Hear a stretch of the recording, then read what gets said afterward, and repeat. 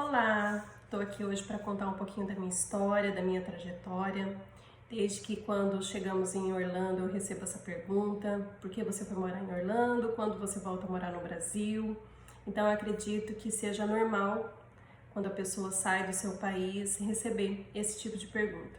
E há bastante tempo eu venho amadurecendo, venho analisando e tomando essa decisão de compartilhar um pouco da minha trajetória, da minha história nas redes sociais. O que me trouxe aqui, o que me transformou na pessoa que eu sou hoje. Até porque as histórias de outras famílias me ajudaram muito. Eu tive muita informação, eu tive muito suporte, e então eu acho que foi muito importante ouvir outras histórias de outras famílias em momentos que foram tão difíceis para mim. Então espero que esse vídeo possa ajudar alguém que esteja passando ou passou por um momento difícil de um diagnóstico de um filho, e que o meu maior recado é que para Deus nada é impossível.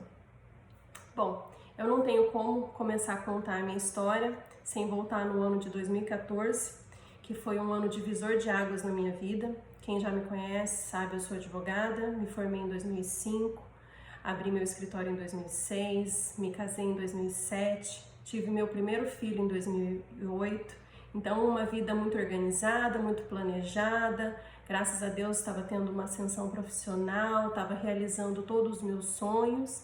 E no dia 3 de abril de 2014, nunca vou me esquecer essa data, nós tivemos um suposto diagnóstico do nosso filho de distrofia muscular de Duchenne, uma doença rara, degenerativa e hereditária.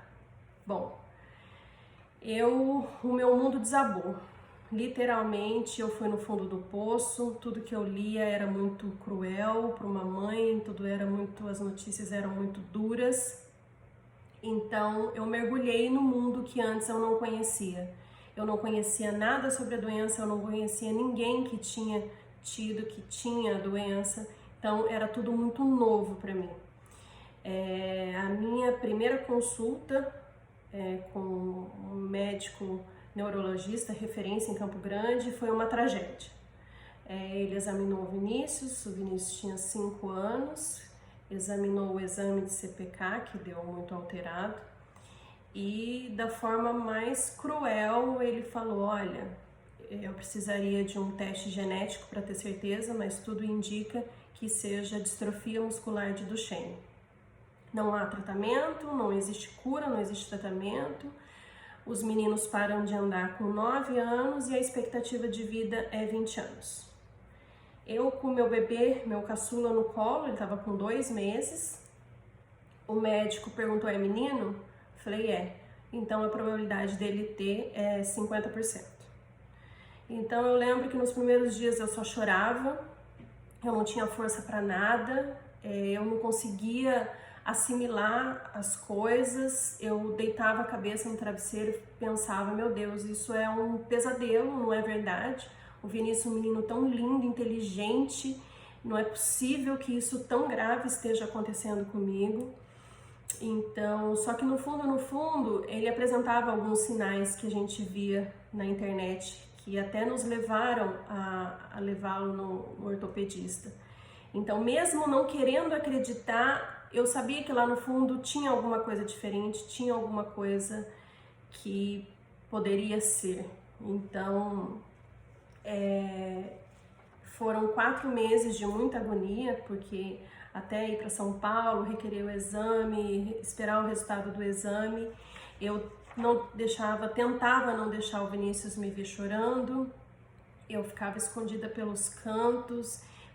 Foram meses muito difíceis, até porque a gente não conversava na frente do Vinícius. Uma criança com 5 anos não tinha nem cabimento falar de uma coisa tão grave para ele. Então, no meio de tudo isso acontecendo, claro, ele me via triste, ele me via chorando.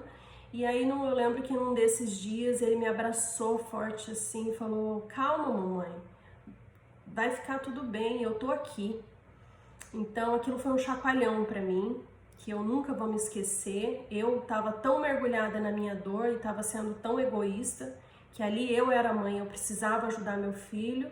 Então foi a partir daquele dia que eu falei: não, eu preciso ter força, eu preciso ter fé, foi quando eu comecei a fazer as novenas de Nossa Senhora do Perpétuo Socorro. Depois eu quero até fazer um vídeo para contar como foi essa minha experiência com a minha fé, com Deus.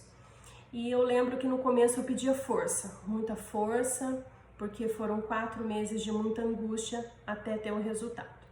Bom, em agosto de 2014, o diagnóstico foi confirmado e foi aí que começou a nossa luta, né? A nossa prioridade foi focar no tratamento do Vinícius, focar no Vinícius. De 4 em 4 meses a gente ia para São Paulo, começamos a nossa luta e foi aí que a gente começou realmente a busca pelos melhores profissionais, a melhor médica do país, fisioterapia, hidroterapia, e focamos naquilo que ele precisava.